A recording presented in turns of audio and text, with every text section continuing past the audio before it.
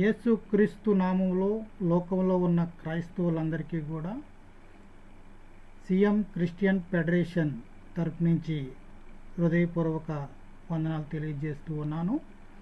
ఈరోజు CM Christian federation నుండి ఒక మూలపాఠాన్ని మీ కొరకు సిద్ధపరిచి ఉన్నాను. ఈ యొక్క మూలపాఠం ఎందుకు చెప్తున్నాను అనే విషయం రాబోయే పాఠాల్లో మీకు అర్థమవుతుంది. అయితే మన యొక్క ప్రధాన లక్ష్యం ఏంటంటే క్రైస్తవుల రక్షణ వలయాన్ని తయారు చేయడం, అలాగే కేంద్ర రాష్ట్ర ప్రభుత్వాల నుండి భారతదేశంలో ఏర్పాటు చేసే పథకాలను క్రైస్తవులకు అందించడం. ఇందులో భాగంగా ఈ యొక్క మూలపాఠం అనేది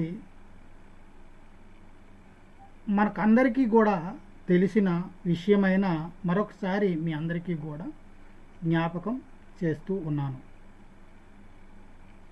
దేవుడు సృష్టి నిర్మాణ ప్రక్రియ ఎక్కడి నుండి ఎవరి సమక్షంలో ప్రణాళిక చేయడం జరిగింది. తండ్రి అయిన దేవుడు పరలోకములో ఉంటాడు. యేసుక్రీస్తు వారు కూడా సృష్టి నిర్మాణానికి ముందు తండ్రి అయిన దేవుని వద్ద ఉండేవారు. యేసుక్రీస్తు వారితో పాటు పరిశుద్ధాత్ముడు కూడా ఉండేవారు. తండ్రి అయిన దేవుడు సృష్టి నిర్మాణ ప్రణాళిక ఉద్దేశమును యేసుక్రీస్తు వారితో పరిశుద్ధాత్మ వారితో పంచుకున్నారు. తండ్రి అయిన దేవుడు ఆ సృష్టి నిర్మాణ బాధ్యతలను యేసుక్రీస్తు వారికి అప్పగించి ఆయనను మూలకర్తగా చేయడం జరిగింది. తండ్రి అయిన దేవుడు సృష్టి నిర్మాణ పనిలో యేసుక్రీస్తు వారికి సహాయం చేయమని పరిశుద్ధాత్మ వారిని ఈ ఆదేశాలు జారీ చేయడం జరిగింది.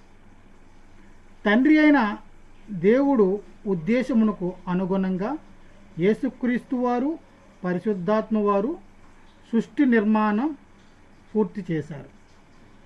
కాబట్టి ఈ సృష్టి నిర్మాణ ప్రక్రియ ఏ విధంగా జరిగింది అనే విషయాన్ని తెలియజేయడానికి ఈ యొక్క వీడియో చేయడం జరుగుతుంది. కాబట్టి రాబోయే దినాల్లో దీనికి సంబంధించిన పాఠాలు వచ్చినప్పుడు ఈ యొక్క సబ్జెక్ట్ అంతా కూడా మీకు అర్థమవుతుంది. సీఎం క్రిస్టియన్ ఫెడరేషన్ ఒక ఉద్దేశం నిమిత్తమే ఈ యొక్క పాఠాలన్నింటినీ కూడా తయారు చేస్తూ ఉన్నది. కాబట్టి ఈ యొక్క సీఎం క్రిస్టియన్ ఫెడరేషన్ క్రైస్తవ సమాజ అభివృద్ధి, క్రైస్తవ రక్షణ వలయాన్ని తయారు చేయడానికి ఏ విధంగా మోటివేట్ అవుతుందో అనే విషయం మేము చెప్పే ప్రతి పాఠంలో కూడా మీకు అర్థమవ్వాలనే ఉద్దేశంతో స్పష్టంగా తెలియజేయడం జరుగుతుంది. అందరికీ నా హృదయపూర్వక వందనాలు.